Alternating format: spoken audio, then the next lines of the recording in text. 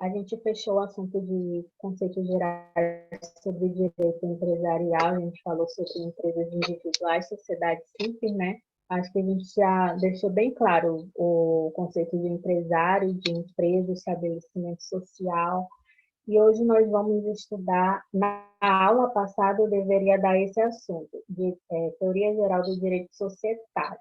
Direito societário está dentro do direito empresarial. Direito empresarial trata no geral, e o direito societário ele vai tratar das sociedades em si. Como é que a gente conceitua uma sociedade empresarial? Olha, empresário. Como é que essas sociedades elas são classificadas, e a aula de hoje seria as sociedades empresariais, tá bom? Então, eu vou dar a aula da semana passada. Eu fiz uma apostila, essa apostila ela vai estar, se não for hoje, vai ser amanhã, mas eu vou colocar lá no EAD Box, eu posso disponibilizar PDF no grupo, quem solicitar, tá bom? Aí a gente vai estudar sobre direito societário. Ai, meu caderno caiu. Direito societário. O que se entende sobre uma sociedade? A gente estudou muito sobre sociedade simples e sociedade empresária, que as sociedades empresárias elas devem estar estabelecidas de acordo com o artigo, ela deve estar preenchida de acordo com o artigo 966 do Código Civil, que fala sobre o conceito de empresário, e conceituando o empresário, tendo toda a característica do artigo 966, aquela sociedade ela se torna empresária, ela possui característica de ser uma sociedade empresária. E a sociedade simples, ela não tem essas características. Ficou bem claro isso, né, para a gente. Então, hoje a gente ainda vai falar sobre sociedade simples e empresária e qual é a importância de uma sociedade no direito brasileiro. No artigo 44 do Código Civil, a gente trata sobre pessoas jurídicas. As pessoas jurídicas, elas são classificadas em 5. As associações, as sociedades, que é o nosso caso na nossa matéria, as organizações religiosas, os partidos políticos e as EIRELIs. As EIRELIs, eu já expliquei na apostila, mas só para a gente revisar, ela é considerada tanto uma sociedade empresária individual quanto uma sociedade no direito societário. Não tem muito... É recente o estudo sobre ela já existe há muito tempo, só que em 2019, no final do ano, ela foi classificada como uma sociedade individual. Então, por isso que eu conceituei ela lá naquela nossa primeira parte de direito empresarial. Então, é bom revisar um pouco ela. E qual é a principal característica para se tornar uma sociedade empresarial aqui no direito civil como pessoa jurídica? O fim lucrativo. As sociedades, ela tem um fim lucrativo. As EIRELIs, ela tem um fim lucrativo. E é por isso que elas são entidades personalizadas. Elas têm entidades personalizadas de direito jurídico, de direito civil.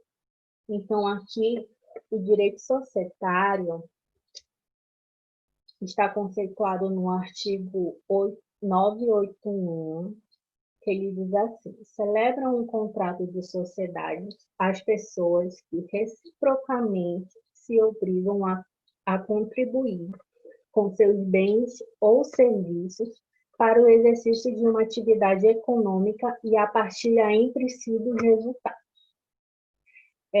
Assim como eu dei o conceito de empresário, daqui, o que a gente consegue extrair das suas características? Vocês conseguem dialogar sobre isso? Só lendo o conceito, o que vocês concluem como características? É porque, assim, professora, uma das minhas dúvidas é referente a justamente essa entre sociedade e empresário. Vi algumas questões sobre o que se denominava ou se caracterizava um empresário, né? Uhum. Acho que foi, peraí, rapidinho. Deixa eu só ativar aqui meu negócio para me mexer aqui. Foi, acho que a questão 6 e a questão primeira, falando sobre 2 exemplos. Perdão, foi a 3 falando do Alfredo e a outra sobre verdadeiro ou falso. Eu vou abrir aqui para a gente acompanhar. Que tem uma... Acho que foi uma das primeiras partes que fala sobre o empresário em si, né? Que eu acho que tá no parágrafo 2. Aqui dizendo que o direito empresarial no Código Civil, ele tem uma regra importante, que considera-se empresário quem exerce profissionalmente atividade econômica organizada para a produção e circulação de bens ou serviços. Porém, parece que ele tem uma exceção, que é sobre o profissional intelectual. Ele menciona a respeito do elemento de empresa, dizendo que aquele profissional intelectual torna-se elemento de empresa quando ele, como a senhora falou, quando ele tem tecnologia, tem mais pessoas para trás, ele como é, meu Deus? Ai, eu não sei falar direito. Os elementos de organização. É a 6, né? Analise as seguintes enunciados. Tá. Considera-se um empresário quem exerce profissão intelectual de natureza científica, literária ou artística, ainda com concurso de auxiliares ou colaboradores, salvo se o exercício da profissão constituir elemento de empresa. Essa última parte que eu fiquei confusa. O elemento de empresa, né? Que tem que ter a organização. Porque assim, eu entendi que o profissional que exerce essas profissões intelectuais, seja físico, literário ou artístico, com concurso de auxiliares e pessoas trabalhando junto com ele, ele é apenas um profissional intelectual. Só que ele só se torna empresário se ele tiver esse elemento de empresa, se essa profissão constitui esse elemento. Aí essa segunda eu quase botei como verdadeiro. Só que eu fiquei na dúvida, entendeu? Eu considerei mais a primeira e a última. Aqui, ó, está correto que se afirma em... Está correto, 2. Tá, não? Tá, o elemento de empresa é porque, assim, os profissionais intelectuais de natureza científica, literária, eu acho que eu dei um exemplo de um médico que ele acaba de se formar e ele decide abrir um consultório jurídico contratando apenas uma secretária. Então, a atividade fim dele, naquele consultório, ele é pediatra, naquele consultório de pediatria, ele está ali exercendo uma atividade intelectual. Como ele se torna uma sociedade com elementos de empresa, e ele ainda não é caracterizado um empresário, ele não possui elementos de empresa seguido o artigo 966 do Código Civil. E nesse caso, ele não é nem sociedade? Ele é uma sociedade simples, porque ele não é uma sociedade empresária, ele não tem os elementos para se tornar uma sociedade empresária. Para ele se tornar uma sociedade empresária, ele vai fazer uma sociedade, por exemplo, Lene e Tiago vão firmar uma sociedade, 2 médicos. Vocês contratam outros médicos para trabalhar, então vocês não estão apenas atendendo aqueles clientes, vocês estão administrando a empresa. Vocês estão fazendo folha de pagamento do secretário de outros médicos, tudo aquilo se compõe uma sociedade. Então, aquela sociedade, ela se torna um elemento de empresa. Então, inicialmente, a Lene, ela era uma sociedade simples. Trabalhava como uma atividade empresarial, mas ela, para fins de direito, ela não era uma empresa, tá bom? Dá para entender? Ela se tornou uma empresa para os termos jurídicos de direito empresarial a partir do momento que ela constituiu todos os elementos. Ela tornou aquela atividade profissional uma atividade habitual, aquela atividade ela se tornou econômica, organizada, e aquela organização, mão de obra, matéria-prima, lembra? Sumo, capital. Produção ou bem de Sim, serviço, sim. sim. Aí tu se tornou uma sociedade empresária a partir do momento que tu fez um contrato social com um sócio, tá bom? Ok. Sociedade simples, no caso, para atividade intelectual, ela está regida pelo Código Civil normalmente. Ela é uma Ok. sociedade simples, tá bom? Eu acho que eu ainda Mas vou falar, não mas depois tu lembra. não necessariamente ela é uma empresa, ou nem ele é um empresário. Ele só é um profissional que está atuando no mercado de acordo com o Código Civil, da qual ele pode exercer a profissão dele normalmente, sem ser empresa, é isso? Na verdade, tá certo. Na verdade, ele está exercendo a atividade econômica dele como uma sociedade simples. Ele pode ter Uhum. CNPJ. Lembra que para a gente registrar a nossa empresa, existe a diferença para a sociedade simples e sociedade empresarial? Que para a Uhum. sociedade simples é aquele RCPC, uma coisa, deixa eu lembrar aqui, e para a sociedade empresarial é numa junta comercial, ele é uma sociedade simples, ele não tem os elementos de empresa, mas ele está atuando no comércio normalmente. Uhum. Por que que isso é importante? Porque tudo o que vier como responsabilidade patrimonial, como responsabilidade jurídica, ele vai ser respaldado pelo Código Civil, pelo direito civil. Aí, se Uhum. ele for uma empresa que presta serviços ao consumidor, vai ser pelo direito do consumidor. Ou, se for no ramo trabalhista, se tiver uma empresa, estiver empregado, vai ser pela CLT. Se ele for uma sociedade empresária, por exemplo, anônima, que eu vou falar hoje sobre ela, ele vai, ele vai ser regido pela lei de sociedade anônima. Quem é que vai respaldar, amparar juridicamente ele vai ser, quando ele tiver os elementos de empresa, vai ser o direito empresarial. Uhum. Você para Ok. entender? Sim, sim. Tá. Eu acho que eu ainda vou falar isso aqui. Eu coloquei sociedade simples empresarial, que é uma coisa que a gente vai acompanhar até o final das nossas aulas, porque, inclusive, está no plano de ensino ensinar um pouco de direito tributário e direito trabalhista, que é a nossa última aula. Então, daqui do conceito de sociedade, vocês conseguem extrair algumas características?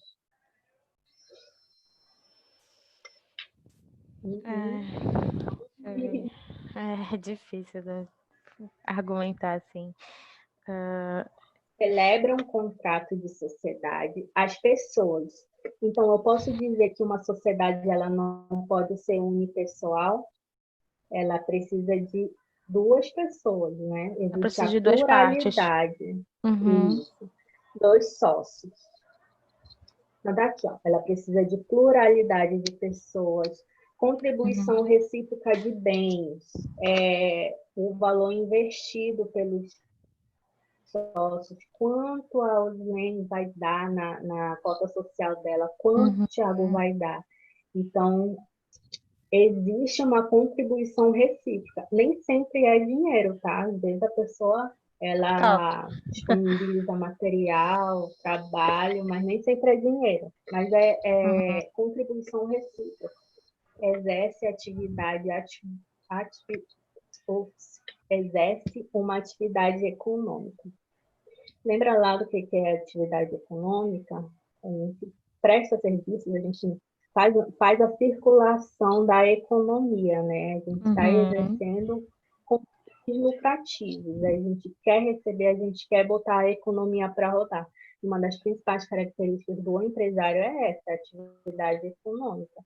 O empresário que não tem a mentalidade para lucrar, para ganhar dinheiro, ele não é empresário. Ele tem que ter essa característica e é o risco que todo mundo que quer ser empresário visa, principalmente a partilha dos resultados, que são o lucro. E nem sempre o lucro aqui, às vezes uma empresa ela não tem lucro, não quer dizer que ela não é uma sociedade empresária. Uhum. Às vezes o lucro é inferior, né? Eu ainda vou falar sobre isso. Ou seja, sociedade empresária aqui, vocês lembram que eu falei que o empresário para o direito empresarial, ele é uma própria pessoa jurídica, ele é a própria pessoa jurídica, eu acho que eu falei, né? A pessoa jurídica é que vai exercer a manifestação de vontade para aquela sociedade. Ou seja, eu e a Lene, a gente quer abrir uma sociedade.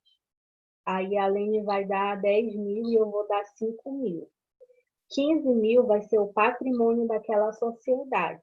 Então, aqueles 15 mil vai ser o capital social da minha empresa, da nossa empresa, e ela vai ser um ente despersonalizado, ela vai ser uma pessoa jurídica despersonalizada. Tudo que vier em cima, todas as dívidas que aquela pessoa jurídica, nossa sociedade contrair, ela vai ser ela vai ser para a empresa e não vai atingir o patrimônio meu nem da Osinene. Agora, existe uma... Deu para entender sobre a responsabilidade de cada sociedade, né? Aí eu ainda vou falar sobre isso aqui, responsabilidade social. E aqui as sociedades empresárias, portanto, elas são as organizações econômicas dotadas de personalidade jurídica e patrimônio próprio, acabei de falar, constituída ordinariamente por mais de uma pessoa, olha a pluralidade, que tem como objetivo a produção ou troca de bens ou serviços com fins lucrativos. Então, só pelo conceito que está no artigo 981, a gente já pode entender que uma organização religiosa ela não é uma sociedade empresarial, porque ela não tem fins lucrativos.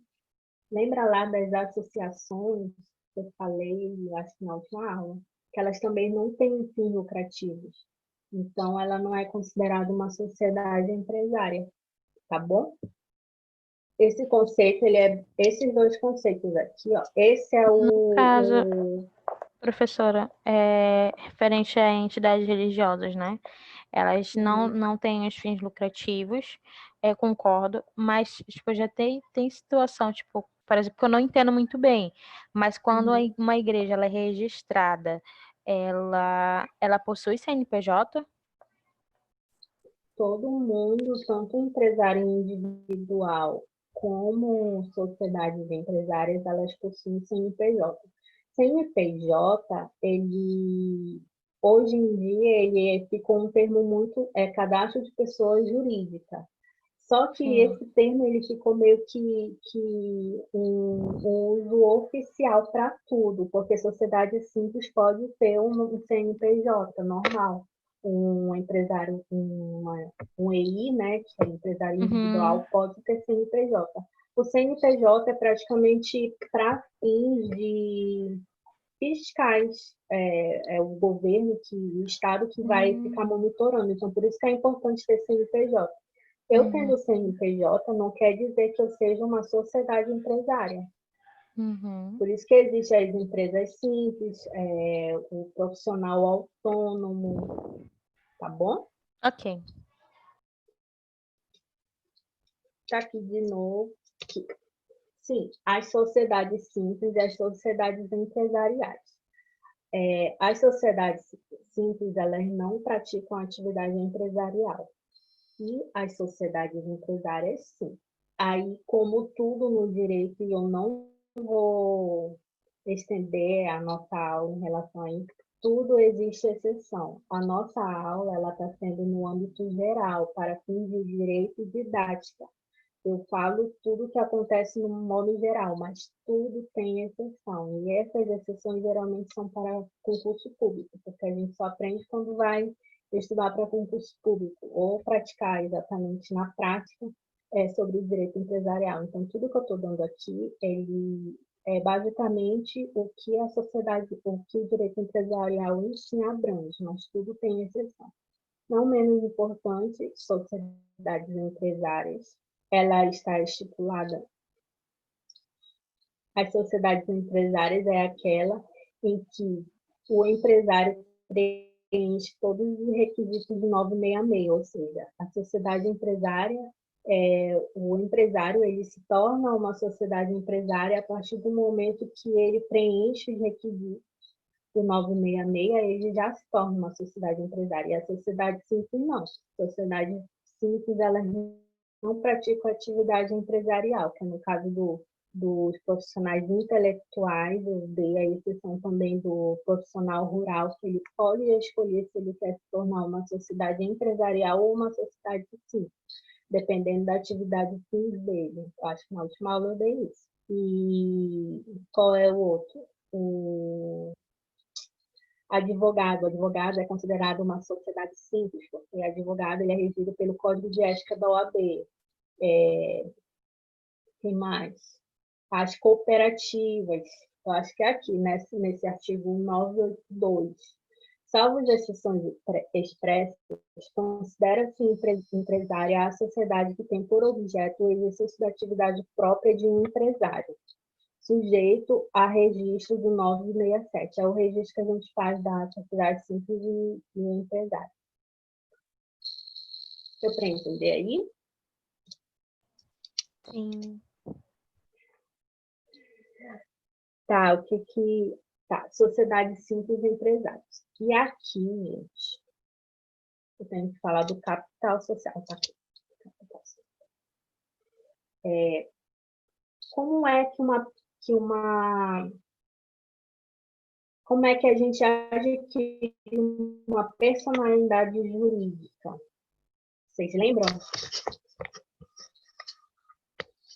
Como Como é professor? que a gente adquire uma personalidade jurídica? Não achei. Quando é regular? Eu não sei. Certo. Quando a Mas gente essa foi tenta na música. regularizar a empresa. Quando a gente vai lá na junta comercial ou para a sociedade simples, ou para a sociedade simples, eu não vou lembrar um nome mais. Mas eu falei, né, no último. Espera aí que eu vou lembrar.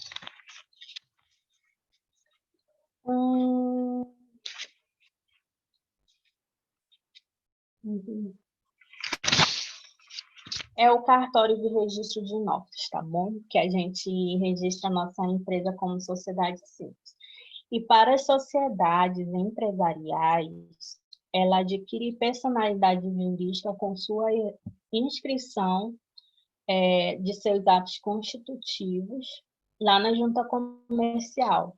Ou seja, a separação da sociedade, aqui vai ocorrer a separação da sociedade em relação aos sócios. Aqui ela vai contrair aptidão de direitos e assumir obrigações, ou seja, ela vai se tornar uma atividade empresarial regular para fato e de direito e vai contrair obrigações como qualquer pessoa no mundo jurídico, né? A gente tem direitos e obrigações lá do artigo 5º da Constituição, e aqui não é diferente. Toda empresa, toda sociedade jurídica, toda sociedade empresarial aqui, ela vai ter que responder, ela vai ter direitos e vai ter obrigações. O direito do consumidor, quem fiscaliza é o PROCON, é o Ministério Público no setor de consumidor, mas sempre vai ter uma pessoa que vai ficar, não é a meu prazer, a gente não vai ter uma sociedade, eu vou estipular um preço maior do que no mercado. Isso é errado. Então, todas as sociedades empresariais, elas devem cumprir os direitos e obrigações que cada uma atividade fins vai ter, tá bom? E aqui, no caso, ela adquirir personalidade jurídica, a gente faz a inscrição dela na Junta Comercial do Estado. Tá bom? Ficou claro, né? Mande um joinha aí. O Thiago hoje está silêncio. Acho que ele está assistindo a aula, não. Já falei, mas é bom enfatizar o que é capital social das sociedades. Capital social, eu coloquei no F5, não sei por que não está. Foi. Capital social das sociedades. O capital social, ele é o motor montante, de contribuições do sócio para a sociedade, a fim de que ela possa cumprir seu objeto social. E o que é importante fazer aqui? Falar aqui que não existe um valor mínimo, nem um valor máximo, tudo depende da vontade dos sócios. Então, não existe uma estrutura mínima para a gente abrir uma sociedade. Aqui também existe a parcela do patrimônio dos sócios. Por exemplo, eu dou 60 mil e pretendo adquirir uma sociedade empresarial com o Tiago. Aí eu dou 60 mil, ele dá 40. Então, a cota social da nossa empresa é assim, 60% dessa cota social ela é minha e 40% dessa cota social ela é do Tiago, tá bom? Parcela do patrimônio dos sócios. Para se iniciar uma sociedade empresarial, sempre vai ser necessário a gente constituir um capital social, tá bom? Nem sempre vai ser dinheiro, pode ser máquinas, pode ser conhecimento, desde que exista... Não, conhecimento não, desculpa. Hoje não é mais. Dinheiro, bens, alguma coisa pode parcelar, mas para se constituir um capital social, vai ser necessário o investimento, a parcela do patrimônio de cada sócio. E ele está conceituado no artigo 1082 do Código Civil, que fala: pode a sociedade reduzir o capital social mediante a correspondente... Ah, tá. Lembrei, porque eu coloquei assim. Nas sociedades empresariais, existem as cotas sociais e as ações. Anotem aí. As ações, por exemplo, são as sociedades anônimas, sociedades como dita por ações. As cotas sociais, elas são as sociedades limitadas, sociedades como dita simples e a sociedade em nome coletivo. Por que isso é importante? Porque no direito societário divide em várias partes iguais que dependem do tipo societário, ou seja, para a gente fazer alguma modificação do nosso contrato, a gente vai ter que entender se o capital investido pelos sócios ele é subscrito ou integralizado. Por que eu estou falando isso? Deixa eu voltar aqui. Lembra do meu exemplo, meu e do Tiago, que é 60 mil reais meu, 40 mil reais dele. O capital subscrito é assim: eu e o Tiago, a gente decide abrir uma sociedade e eu vou investir com 60 mil, ele vai investir com 40 mil. Desses 60 mil, eu só pago ali no ato 20 mil, ou seja, eu estou devendo para minha sociedade 40 mil. Tá bom? Deu para entender? O valor que cada sócio se comprometeu a pagar, eu me comprometi a pagar 60 mil, o Thiago se comprometeu a pagar 40 mil, esse valor vai se chamar capital social subscrito, tá bom? E o que é o capital social integralizado? O capital social integralizado é o valor que cada sócio efetivamente pagou. Ou seja, eu paguei, eu nem lembro mais, 20 mil, né? Ou seja, eu paguei 20 mil e o Thiago 20 mil. A nossa sociedade integralizada, o capital social integralizado ali na nossa sociedade é 40 mil. Eu estou devendo 60? Eu não lembro. 60. Deu para entender? Professora, não. Eu sou Tá, subscrita, eu eu vou fiquei confusa. explicar o subscrito. Eu e você, Wislene, a gente quer abrir uma sociedade. Você se compromete a pagar 50 mil e eu 50 mil. Para este valor de proposta no contrato, a gente está se comprometendo. Não estou dizendo como é que eu vou pagar. Eu estou me comprometendo a integralizar o capital social. Eu estou me comprometendo a compor o capital social da nossa empresa com 50 mil e você 50 mil. Para este valor, a gente chama de capital social subscrito. Deu para entender? O capital social Ah, sim. Então, no caso, o integralizado, subscrito seria um, entre aspas, um contrato, né, um acordo entre as partes, da qual o nosso capital social vai ter uma totalidade de 100 mil dividido em partes iguais, por exemplo. Seria esse um isso. capital social subscrito. Tipo, não é real, esse valor ele não está sendo real naquele momento, mas eu Ele estou é real. acordando com, É, eu tô ele é acordando com real. você. Foi, Então, falhou. nesse caso, o subscrito é apenas aquele acordo em que eu e a outra parte estamos nos comprometendo a investir, né? Contribuir para a empresa, é isso? Sim, é o capital social investido, tá certo, exatamente.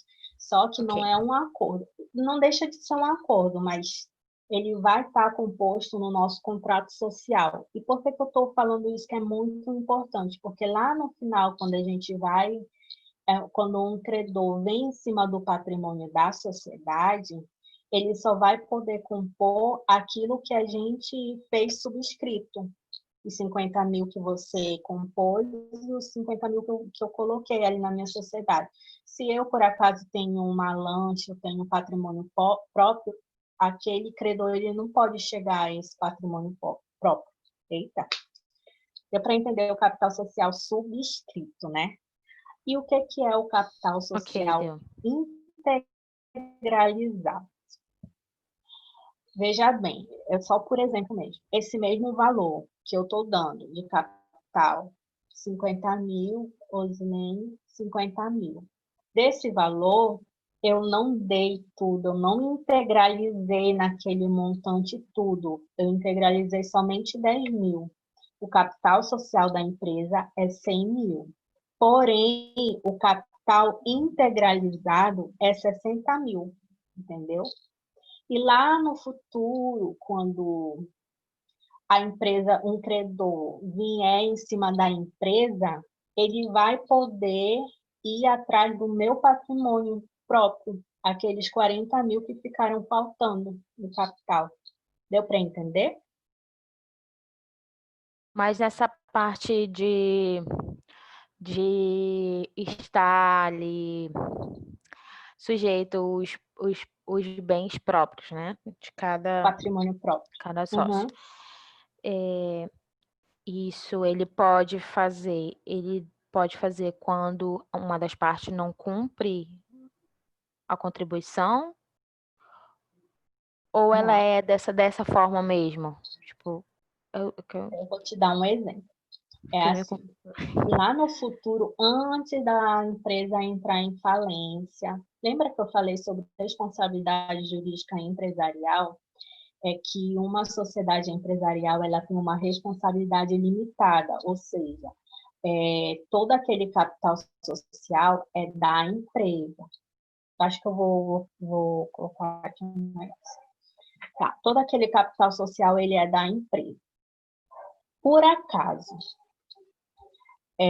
eu não consigo pagar o meu credor, um contrato aí, e esse credor ele quer vir para a empresa, ele quer entrar com uma ação contra, nem protestar a empresa, por exemplo. A empresa ela não vai ter aquele dinheiro porque ela está negativa. O que aquele credor ele pode fazer? Ele pode ajuizar uma ação pedindo o pagamento, né? O pagamento da empresa. Só que quando ele ajuiza a ação, ele não vai ajuizar a ação contra você, pessoa física. Ele vai ajuizar a ação contra a empresa, porque a empresa ela tem uma responsabilidade jurídica própria. Para entender? Então, quando sim. um credor ele ajuiza uma ação pedindo que a minha empresa, não eu, a minha empresa pague um boleto que eu estou devendo, ela vai ir atrás da minha empresa, não de mim, pessoa física. Agora, se a empresa não tem mais nada, já está no saldo negativo, como é que o credor ele pode ir atrás desse dinheiro, como é que ele pode garantir uma segurança jurídica de que aquele débito seja pago. Ele vai pedir a desconsideração da personalidade jurídica e, por acaso, se não achar nenhum bem em nome da empresa, o juiz vai determinar que os sócios eles paguem.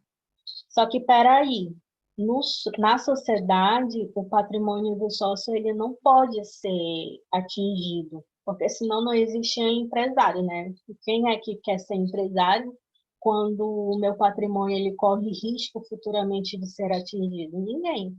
Então, para trazer uma segurança jurídica do credor, se criou isso, vai ser analisado o contrato social da empresa e vai colocar, peraí, a Milena, a sócia, ela só deu 10 mil do capital social, ela está devendo 40 mil para a empresa.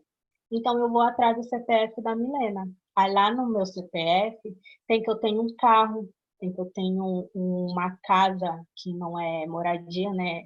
Por exemplo, um investimento, eu alugo. Tem uma outra empresa que eu posso ser outra pessoa jurídica. Então, o juiz vai vir para cima do meu CPF, mas somente daqueles 40 mil que eu estou devendo para a sociedade. Deu para entender? Sim, sim. O Thiago, ele fez uma pergunta no bate-papo. Ai, deixa eu ver. Olha, tem 5 participantes. O Jamison. Oi, Jamison. Oi. Chega, não dá boa noite. Todo Chega na mundo que entra, eu mutuca. dou boa noite, né? Peraí, deixa eu ver o que ela tá tava falando. esperando, eu não quis atrapalhar ela. Aham. Cadê, Thiago? Peraí. Eu não sei se... Tá. Pode ser protesto, existem várias formas da gente cobrar. Às vezes, assim, no direito existe a advocacia extrajudicial e a advocacia judicial. Todo mundo sabe que judicial demora muito um processo e geralmente demoram anos, entendeu? Então, eu como credor, eu posso pegar a empresa, levar lá no cartório de protesto e mandar protestar, e a empresa vai ficar negativada. Assim como pessoa física também é normal. Esse é um meio de reaver aquele dinheiro que estão me devendo rápido, porque se uma pessoa jurídica ela é protestada, ela, ela fica negativa também para a sociedade. Ela não consegue fazer contrato, ela não consegue fazer compra, não consegue fechar parcerias. Então, tudo isso é uma forma de advocacia extrajudicial, protesto. Uma forma de garantir também que a pessoa pague rapidamente. Geralmente acontece isso. Quem mais faz isso é empresas de cobrança, né? Então, Já ia acontece falar, dar um exemplo. bastante. Demais. Nossa. Eu Eu não tenho, eu trabalho tenho diretamente com protesto, mas eu já vejo muitos exemplos tipo, de pessoas empresas mesmo, né? Grandes, que fazem esse tipo de procedimento para justamente ter esse retorno muito mais rápido. Então, eles é preferem muito mais pagar rápido. esse procedimento e se associar com uma empresa que tem esse procedimento, que eles têm um retorno muito mais rápido do que fazer realmente esse negócio de jogar na justiça, para negativar, não sei o que e tal. Fica bem mais rápido. Muito, muito mais rápido. O protesto hoje é um meio que a gente recebe muito rápido. Por quê? Vou rapidinho abrir um parêntese, tá, da nossa aula, para explicar mais ou menos o protesto. O protesto, ele dá uma garantia de que aquela pessoa ela vai pagar, porque se ela pagar, ela recebe uma notificação na casa dela para ela realizar o pagamento em 3 dias. Caso ela não pague, ela vai ser protestada. E o que acontece quando ela é protestada? Como pessoa jurídica, ela não paga nada. Quando a pessoa protestada realizar o pagamento do débito, a pessoa jurídica vai pagar R$ 5 aqui no Amazonas, entendeu? Então, para o credor, é mais fácil encaminhar para protesto que quem vai ter o trabalho de cobrar de negativar vai ser o cartório, não vai ser eu, credora. Agora, para o protesto, para o cartório de protesto, qual é o ganho? Por exemplo, estou devendo R$ 300. Eu recebo uma notificação para pagar em 3 dias. Não pago, meu nome é negativado. Então, eu, como devedora, vou ter que pagar os R$ 300 na empresa, mais os emolumentos do cartório, que R$ 300 dá mais ou menos R$ 100. Ou seja, eu como devedora, e fora se tiver juros, né? Porque tem empresa que manda protestar o valor com o contrato com juros. Tem empresas que só mandam o valor contratual. Então, é muito mais vantagem fazer uma negociação para que aquele saldo devedor ele não aumente. E esse é o meio eficaz tão rápido que praticamente em um mês a gente já tem a solução do problema, porque se uma pessoa foi negativada, um mês depois ela já quer retirar o nome dela do SPC Serasa, toda negativação que existe, né? Porque senão, e se for uma ação judicial, até comprovar, até ter audiência de conciliação, até ter audiência de instrução e julgamento, pôr para fila de sentença, aquela dívida vai se embolando, embolando, e vai se pague, né? Que até é muito difícil. Ações judiciais hoje em dia, infelizmente, demoram muito. Fechando parêntese, deu para entender capital subscrito, capital integralizado. É importante saber disso justamente no final, porque quando a gente faz um contrato societário, a gente não pensa no fim dele, a gente pensa que é tudo amor, que é tudo um negócio de amigos, só que todo mundo sabe que quando se torna um sócio, a gente adquire responsabilidade, né? E às vezes a gente cria um laço contratual com um amigo e ele não leva a sério. Então, futuramente, a gente trabalha aqui para colher no futuro, né? A gente, assim também o contrato, a gente faz um contrato social pensando em tudo que pode acontecer, justamente para lá no final ter a garantia jurídica de ambas as partes, ambos os sócios, ambas a empresa em si. Então, geralmente o advogado ele trabalha pensando na segurança jurídica do seu cliente, tá bom? O que mais eu falei?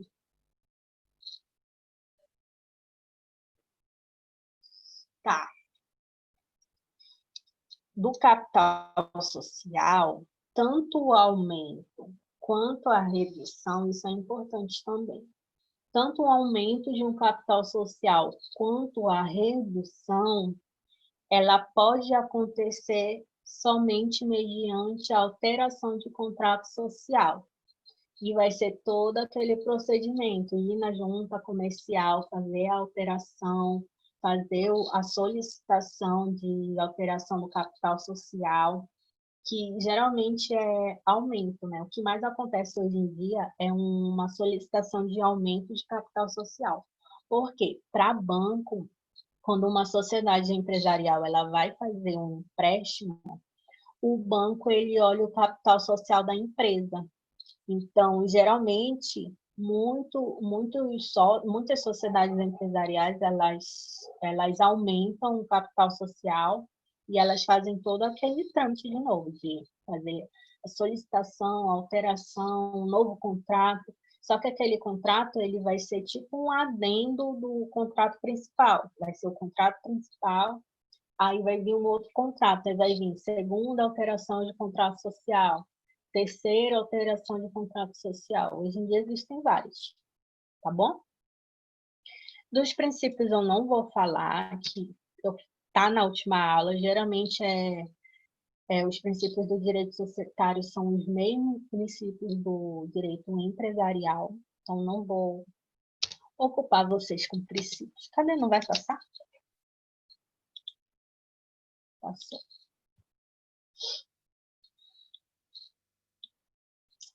Tá. Sociedade Nacional e a Sociedade dos Cônjuges. Primeiro a gente vai ler esse artigo, tá? E ele é bem autoexplicativo, então se vocês tiverem alguma dúvida, a gente Pode tirar.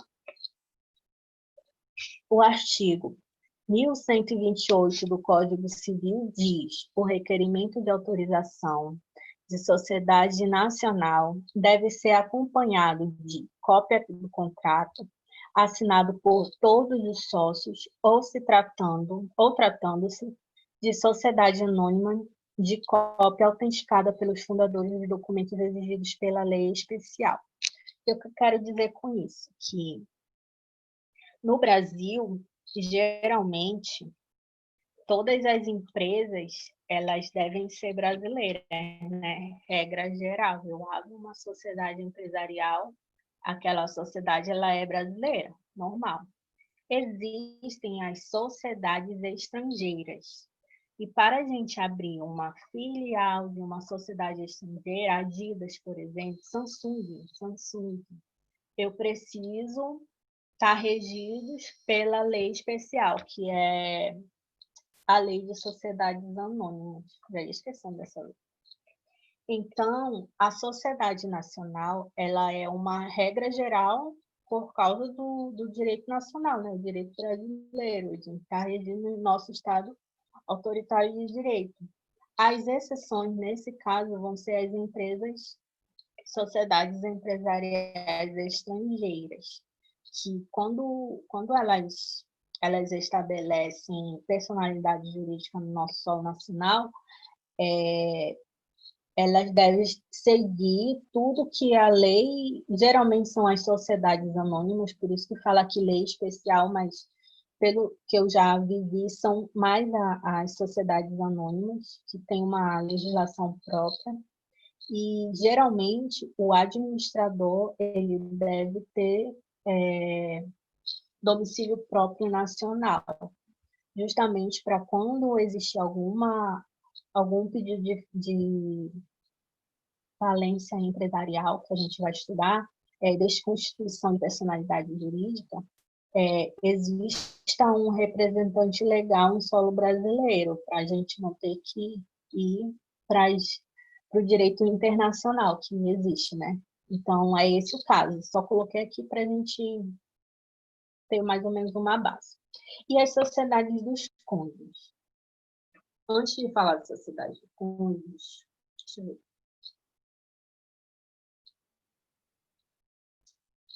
Tá. No Brasil, gente, vocês estão entendendo quando fica muito silêncio para mim? Deixa eu ver aqui. Chat. Ninguém falou, né? Tá todo mundo entendendo, eu acho. No Brasil, existem... Quais são os regimes adotados pelo nosso Brasil? Vocês sabem? Regime de casamento. Não era para estar aqui. Brasil. Chuta um.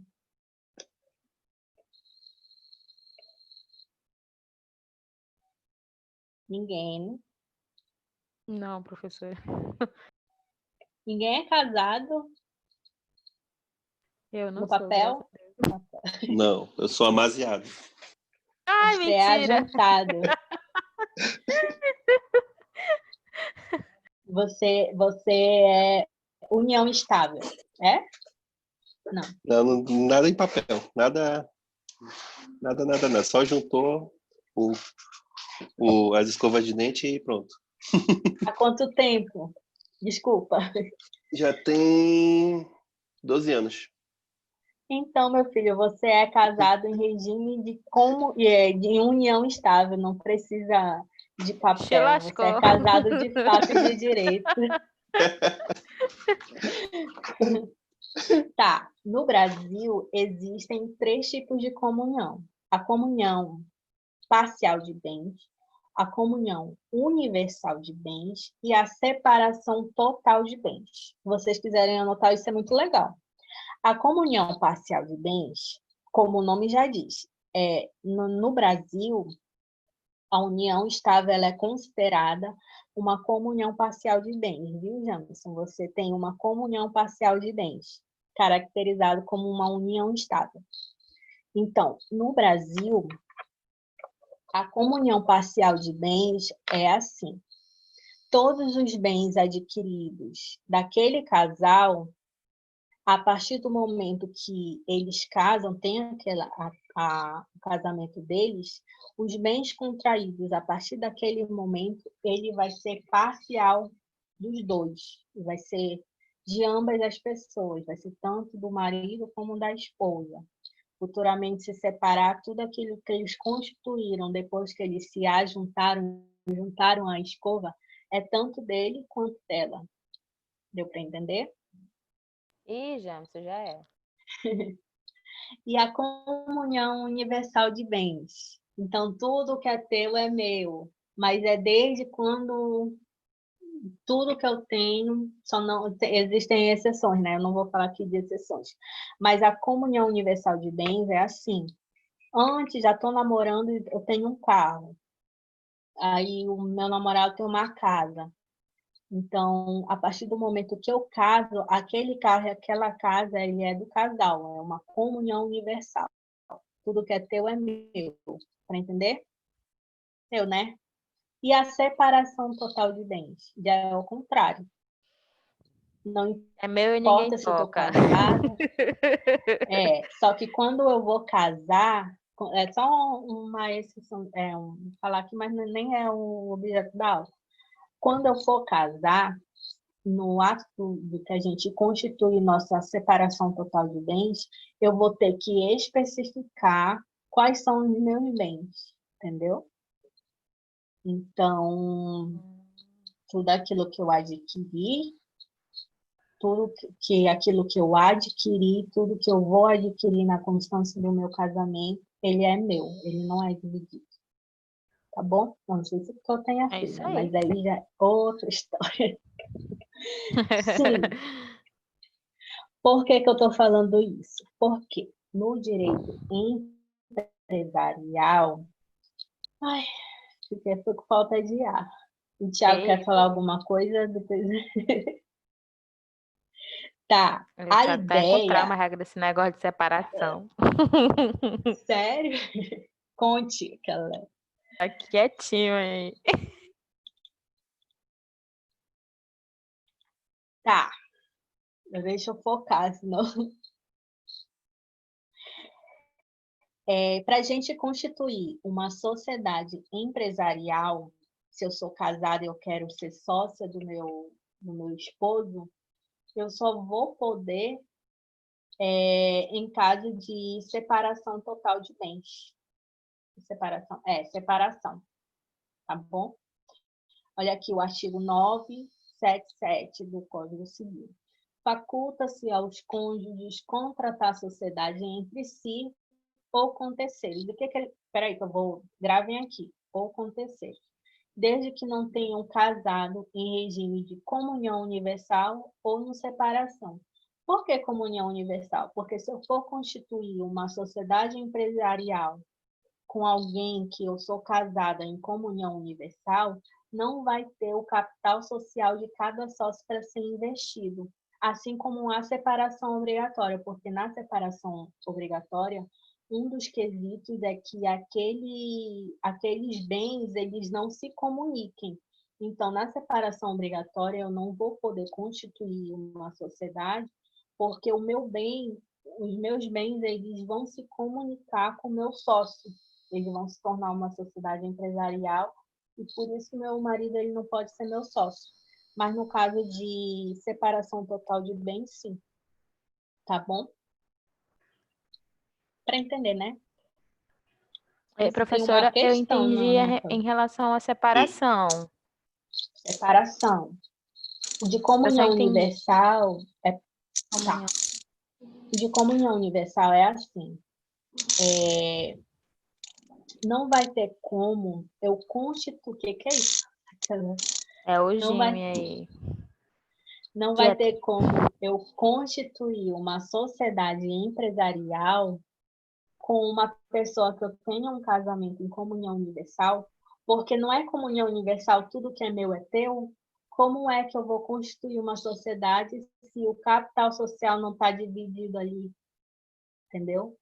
É praticamente no como caso, se fosse um uma pessoa Um só. com capital social, entendeu?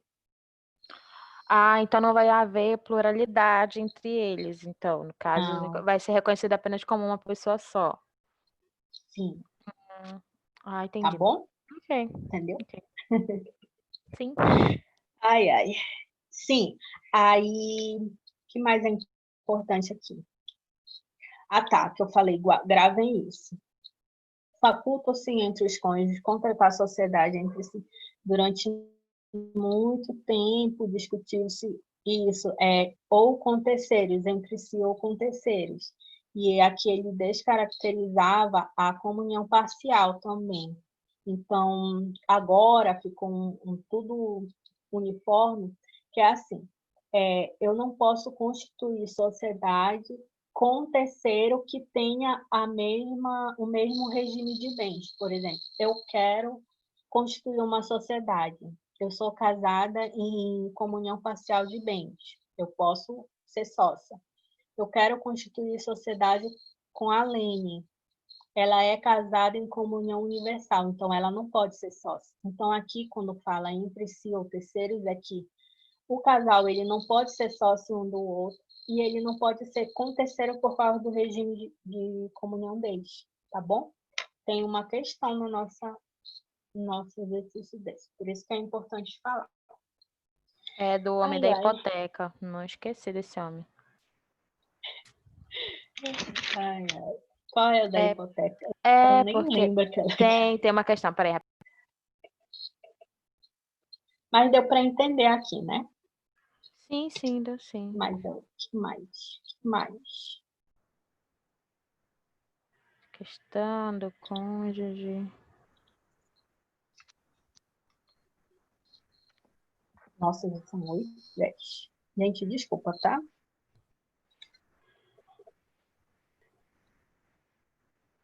Posso falar? Vai. É porque assim, eu não tô achando. Tudo eu não acho. Mas é tipo assim, ele casou. Eu não lembro se tem alguma especificação referente a essa situação, né? De separação, comunhão, enfim. Só sei que ele hipotecou a casa e estava escrito assim, as opções eram referente à esposa dele. Se ele lá não tinha direito àquele bem, ou só ele, alguma coisa assim. Tipo, ele hipotecou a casa, eles têm uma cônjuge, que é a esposa dele, aí a questão era para saber se a hipoteca, se a casa era só dele, se a casa era dela também. Enfim, eu não lembro muito bem, Ah, não, eu tá. sei que tinha essa questão. Ah, tá. É porque assim, eu lembro. Vou abrir aqui a questão, tá? Questão Pois 4. Paulo casado no regime de comunhão parcial de bens, ou seja, ele pode ter uma sociedade empresária, né? É empresário enquadrado como isso. microempreendedor individual. Uhum. Ele pretende gravar uma hipoteca, onde com hipoteca o imóvel onde está situado o seu estabelecimento, que serve Isso. exclusivamente aos fins da empresa, de acordo com o código. Assinale a opção correta. Aí ele poderia outorgar, ou ele pode, sem necessidade de outorga conjugal, qualquer que seja o regime de bens. Nesse caso, para microempreendedor individual, é assim, se eu tenho um microempreendedor, eu tenho uma empresa, eu sou casada, independente do meu regime. Uhum. Eu quero hipotecar minha casa, eu não preciso de uma autorização da minha cônjuge, tá bom? Eu sou uma Hum. só se aí vai existir mais regras, mas no âmbito geral eu não preciso. Aqui no caso ele foi mais específico, com regime de parcial de bens, né? Cadê? Comunhão parcial de bens. Então, dependendo se ele fosse universal ou não, comunhão parcial é a partir daquele patrimônio, né? A partir do momento em que eu caso aquele patrimônio. Uhum. Então, Ah. quando eles se separarem, entendeu? Quando eles se separarem, ela pode brigar pela casa hipotecada. Mas durante o regime deles, durante o casamento deles, ele não precisa de outorga dela, porque ele é um microempreendedor individual, assim como os empresários individuais e na sociedade empresária também. Só que na Uhum. sociedade empresária, ela é específica para comunhão parcial de bens. Tá Entendi. bom? Entendi, beleza. Ok. Tá. Vocês estão vendo qual página? Aqui. Para a gente falar de cada tipo societário, a gente precisa classificar as sociedades empresariais. E no direito, elas podem ser classificadas de diversas formas. Ela não... Para facilitar a nossa Meu vida, pé. claro. Na vida do advogado é melhor ainda, que a gente...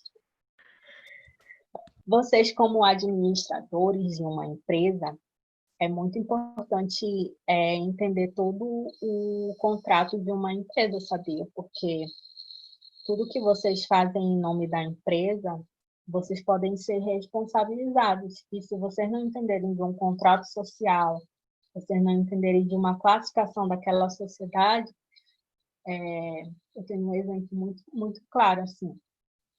Logo lá no meu início, peguei uma empresa. Você sabia que logo quando eu peguei a minha OAB, um dia depois eu consegui... Na verdade, quando eu passei na OAB, nem tinha minha carteirinha. Um dia depois eu consegui uma empresa para ser minha cliente. Aí fui atrás da minha OAB urgente, para não perder aquela grande oportunidade, né? Graças a Deus. Foi um anjo na minha vida. Eu estava falando, tá. Quando eu peguei essa empresa, né, eu não sabia sobre direito, processo judicial ou processo administrativo era diferente de um processo judicial, principalmente em questão de prazo. Por quê? Regra geral, todos os prazos eles são contados de forma útil. Por exemplo, eu recebo uma notificação para fazer uma contestação, por exemplo, né? Para uma notificação de resposta. Eu tenho um prazo de 15 dias. Então, para o direito, eu tenho 15 dias úteis para responder. E esses 15 dias, eles contam não a partir da minha citação, e sim do dia seguinte, do primeiro dia útil. E ele acaba no último dia útil. Até meia-noite eu posso responder. Então, tudo isso que eu aprendi na faculdade era que tudo era dia útil. Quando eu peguei essa empresa, o meu primeiro ato jurídico foi responder um processo administrativo. E eu contei 10 dias, ele deu um prazo de 10 dias, eu contei como se fosse útil. E por incrível que pareça, um amigo meu, eu fui tirar uma dúvida com um amigo meu, ele me falou que no caso de PROCON, no caso de Ministério Público, os prazos seriam dias corridos. E eu nem sabia. Gente, eu fui saber, já era o prazo fatal, já era o último dia da entrega. Já pensou se eu não tivesse me informado, não tivesse ido atrás, eu nem queria saber do prazo, né? Porque na minha cabeça era dia útil. Então, a gente conhecer bem com o que a gente está trabalhando, mesmo que seja um norte, por exemplo, vocês administradores, vocês são administradores de uma sociedade anônima, que é a sociedade maior assim, que existe no Brasil. Vocês saberem pelo menos aonde achar a lei, isso é muito importante. Vocês vão ganhar um destaque muito grande na empresa. O Jimmy trabalha com direito educacional, né? Ele trabalha em uma escola. É Jimison? Não sei, me corrige. É Jimmy apelido. Desculpa. Mas tá certo. Eu atendo também. Pois é, isso. Eu trabalho também, eu tenho escolinha, principalmente escolinha e creche. E agora, no período de pandemia, eu fui muito solicitada em relação ao prazo, porque um dos principais problemas nessa pandemia foi porque que, assim, no bairro onde o meu cliente os pais eles não foram liberados do trabalho, eles não foram liberados para trabalhar em home office. E com quem eles deixariam as crianças que ficava um dia todinho na creche, que é minha cliente. Então, tudo isso a gente tem que saber, a gente tem que... Tem coisas que eu sei do direito educacional, do âmbito educacional, que como advogado nem deveria saber, né? Que eu só deveria saber o judicial, o administrativo e me sair.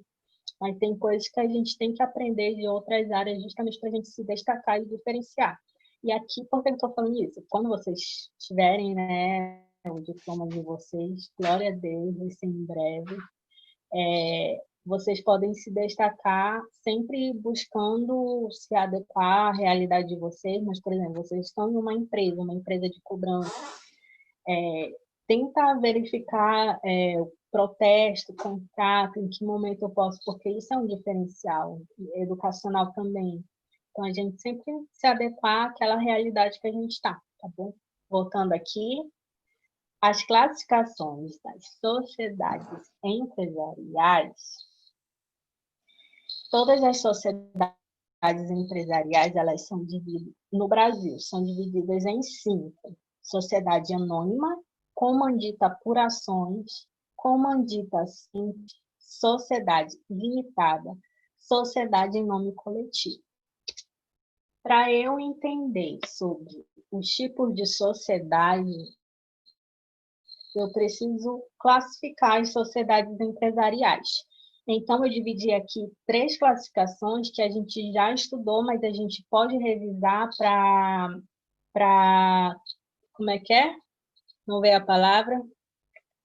Para enraizar na cabeça. Pronto, não era essa a palavra, mas tudo Para bem. fixar. Então, fixar.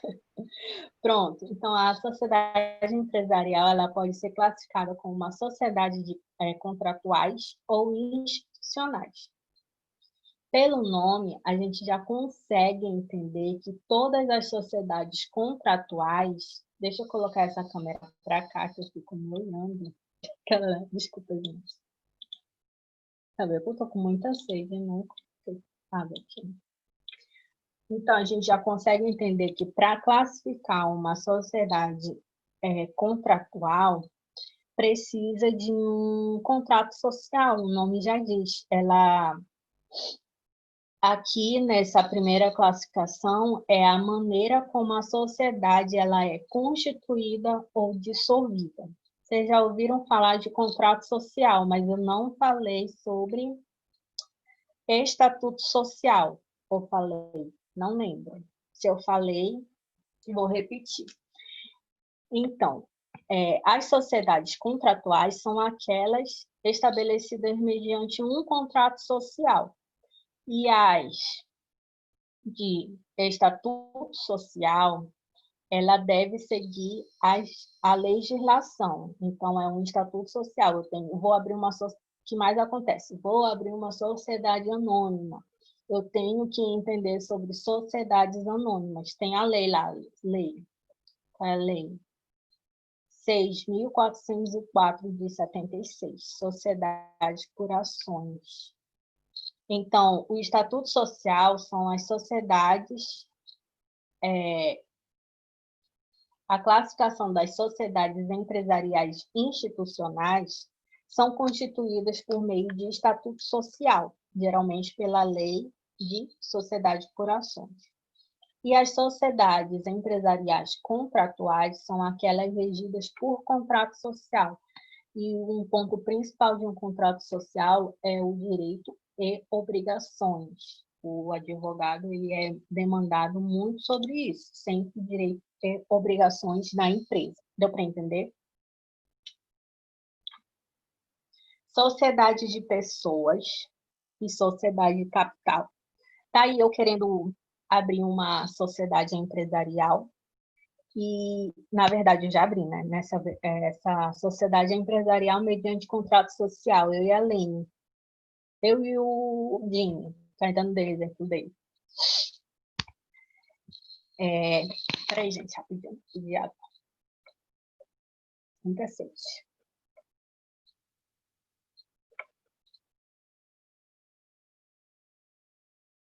Tá. As sociedades. Tá, eu e o Jimmy, a gente quer abrir. Jimson quer abrir uma empresa.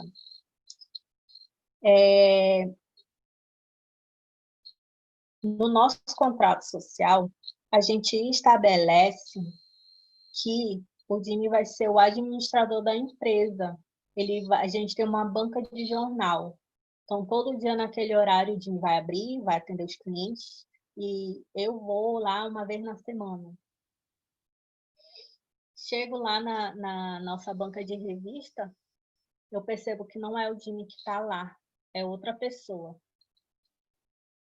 Contato o Jimmy e ele me fala que, na verdade, ele não quer mais ser meu sócio, ele não quer desconstituir a sociedade dele, mas ele quer transferir a sociedade dele para o Tiago. Ele vai poder fazer isso? Nesse caso de sociedade de pessoas, classificação das sociedades empresárias para a sociedade de pessoais, eu acho que está faltando um I aqui. Ele não vai poder constituir, porque uma característica principal ali é o intuito personae, affectus societas, que é a principal característica da nossa sociedade é a nossa pessoa, a nossa personalidade, nosso CPF. Então, para o Jimmy desconstruir a sociedade, ele precisa transferir a sociedade dele para o Tiago, ele precisa me comunicar antes, não apenas fazer. Sempre tem que ter a anuência dos sócios. Eu coloquei aqui, porque a principal característica é a pessoa, a persona, mas é porque para o direito existe uma confiança naquela sociedade. Então, a nossa sociedade ela não pode ser transferida para outra pessoa, ainda que o Tiago tenha dinheiro para entrar o capital, já poderia fazer uma alteração contratual, mas não é o caso. Mas o Genson ele não poderia transferir a sociedade sem a minha anuência. E geralmente isso é uma coisa muito pessoal, né? Isso teria que desconstruir o maior trâmite, geralmente isso acontece. Tá, sociedade de pessoas e sociedade de capitais. Deu para entender, gente? Tinha uma questão mais ou menos assim, professora, não tinha? Não lembro. Deixa eu ver. Tinha, acho que... Parece que o transferia do filho para o pai. Acho que... Deixa eu ver se eu encontro aqui também. Pois, Peraí. A se ele sociedade... tinha direito... É tipo de direito, falando sobre os direitos do pai, se ele poderia exercer que o filho teve uma doença, eu acho. Isso, mais ou Por menos. conta desse impedimento, o pai dele iria tomar a frente da empresa dele. Uhum, Aquelas isso. questões lá, se ele podia exercer, que ele não podia exercer e tudo mais. Ótimo. Eu lembro. Peraí que eu vou achar essa. É bom, né? Assim, quando tem exercício que a gente... Sim, exercício de fixação ajuda bastante. Vou melhorar em relação a isso, gente, eu prometo. Cadê?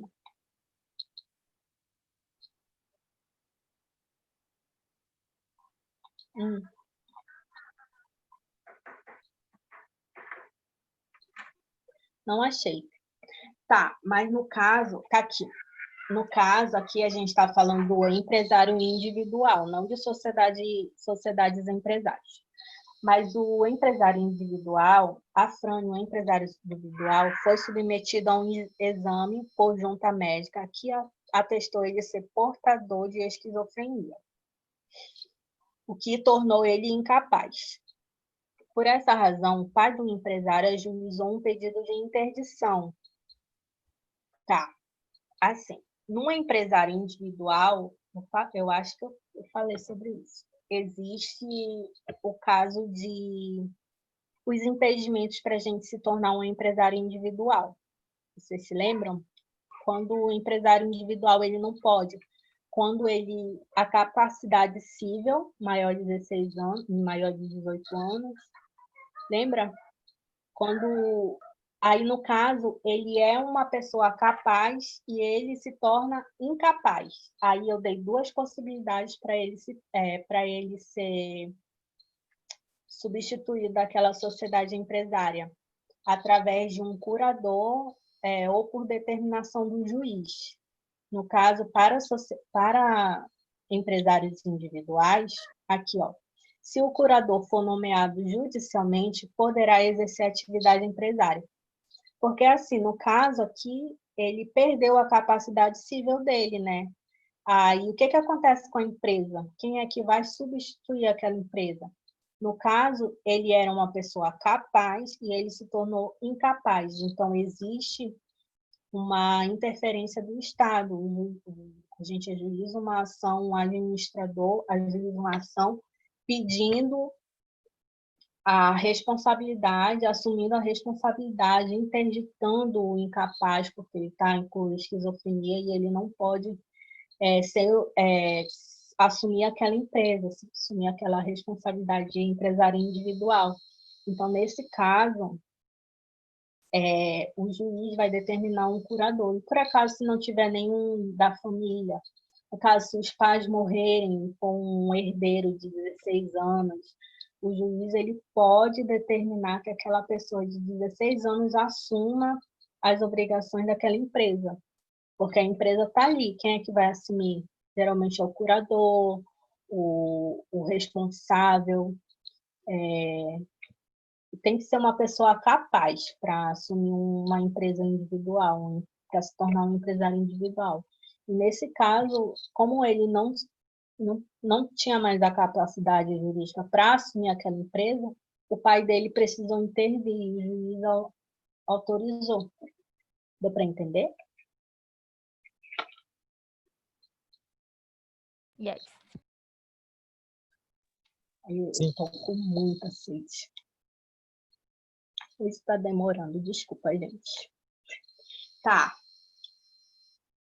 Sociedade de pessoas, deu para entender, né? E a sociedade de capital já é ao contrário. Aqui, o principal não é a pessoa. O principal é o capital,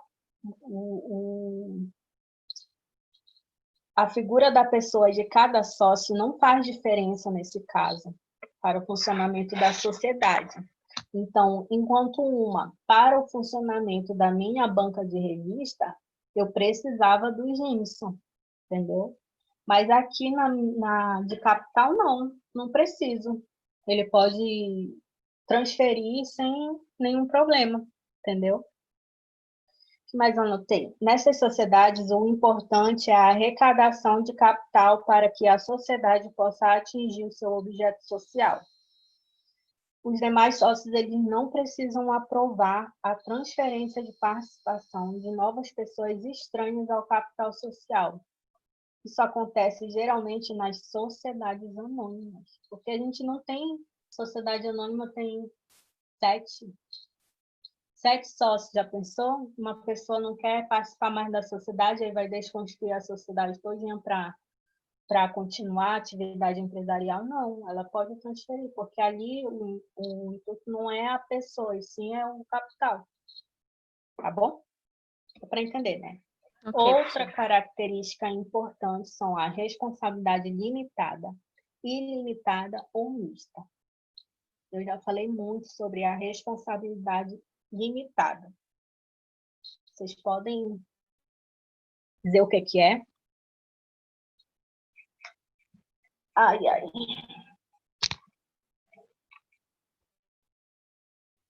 Ninguém? Tiago? Gente.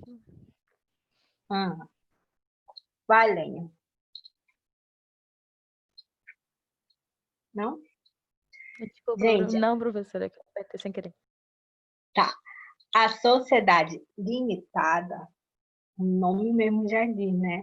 O patrimônio dos sócios, ele não vai ser atingido, e sim somente o patrimônio da empresa, da sociedade. A ilimitada, a gente consegue ter a responsabilidade dos sócios, dependendo da sociedade. E eu vou explicar isso no próximo tópico. Deu para entender a ilimitada? A limitada só atinge o patrimônio da empresa. A ilimitada atinge o patrimônio da empresa e dos sócios. Eu vou dar exemplo depois. A ilimitada somente... Cadê? Os sócios responderão com seu patrimônio pessoal por dívidas contraídas pela pessoa jurídica da sociedade sem a necessidade de desconsideração da personalidade jurídica. Então, o que eu disse nas últimas aulas? Que a responsabilidade patrimonial, ela só é atingida daquela empresa, daquela pessoa jurídica. Para atingir o patrimônio dos sócios, que sempre está resguardado, tem uma segurança jurídica, precisa pedir a desconsideração da personalidade jurídica, entendeu? É aí que vai ver se tem bens ou não. Na responsabilidade ilimitada, eu não preciso pedir a desconsideração da responsabilidade jurídica. Eu posso... o patrimônio do sócio ele pode responder pelaquela dívida contraída pela empresa, tá bom? E a mista, gente? O que é a mista? O nome mesmo já diz, né? É tanto limitada quanto ilimitada. Eu faço uma sociedade empresarial e a minha responsabilidade ela é limitada e o do meu sócio é ilimitado. Eu vou dar um exemplo.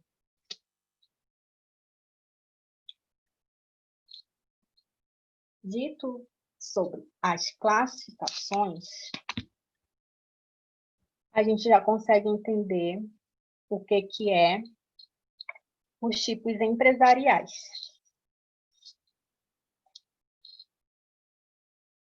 Vocês sempre veem esse negócio de SA, LTDA.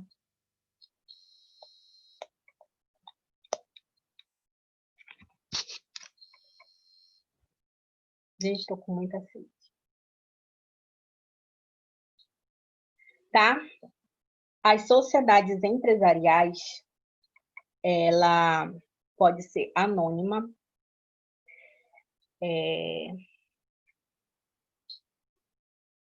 este tipo societário é indicado para empresas maiores e devem possuir, no mínimo, 7 acionistas.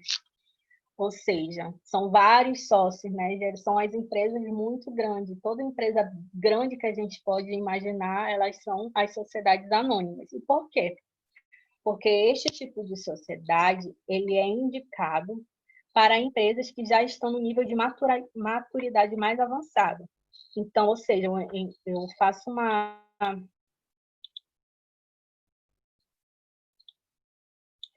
Vai estar na apostila, já estou no último assunto, tá, gente? Eu vou falar aqui sobre cada um tipo de sociedade, mas na apostila tem explicando cada uma. Então, eu vou falar as principais características delas. Na apostila eu deixei 5 questões. Eu não vou conseguir mostrar aqui porque o nosso tempo já está muito elevado, desculpa. Mas se vocês tiverem alguma dúvida, eu posso requisar no início da nossa próxima aula, tá bom? Só para... Então, a característica principal de uma sociedade anônima é porque ela deve possuir, no mínimo, 7 acionistas. Esse tipo de sociedade, ele é mais complexo de suas obrigações, e é por isso que existe uma lei própria para ela. É a Lei 6.404 de 76, que fala só sobre sociedade por ações, tá bom? A comodita simples.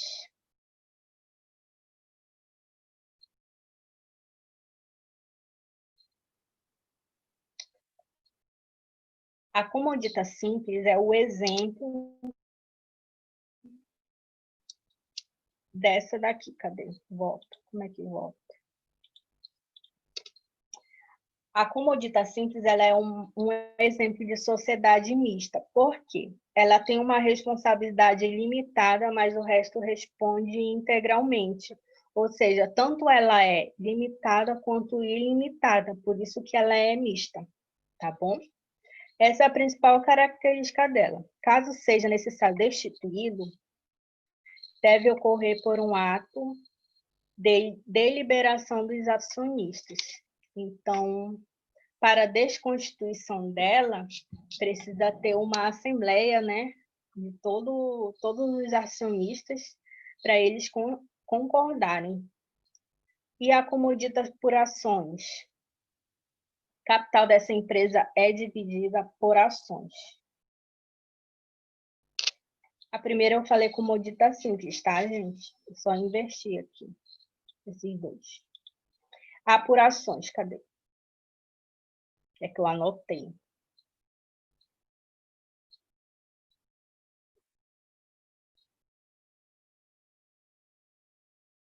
Tá. A comodita apurações é necessário a anuência de todos os sócios para que isso seja possível, ou seja, para que ocorra um novo sócio, uma nova constituição de sociedade, a transferência de sociedade, ela precisa de autorização de todos os sócios. A simples não. Ela não opera em conjunto com seus acionistas, então aqui ela não vai precisar de autorização dos sócios. A limitada é referente ao patrimônio social dos sócios, o patrimônio social da empresa. Quando eu faço lá o meu contrato, com uma sociedade limitada, o patrimônio ele só vai atingir o patrimônio da minha empresa. E o de nome coletivo é estabelecido para todos os sócios naquele meu contrato social, todos os sócios eles têm direitos e obrigações, diferente da anônima. A anônima, por exemplo, não importa se o sócio só investiu ali, como dita por ações, só investiu ali com capital, investidor, não importa. No sociedade em nome coletivo, importa isso. Todos os sócios da empresa, eles precisam trabalhar, tá bom? Precisam ter uma atividade ali laboral naquela empresa. Deu para entender? Mais ou menos, né, gente? Foi bem rápido.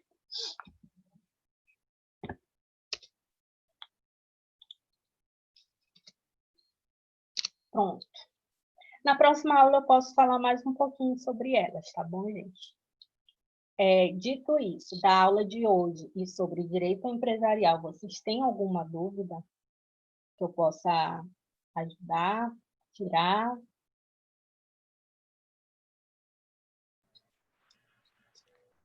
Até o momento, não. Eu sei que foi corrida agora sobre sociedades empresariais, mas eu tenho certeza que o material didático está bem, com um conteúdo bem simples. Se vocês tiverem alguma dúvida, vocês podem me procurar. Tá bom, gente? Muito, muito, muito obrigada pela aula de hoje, pela paciência de vocês.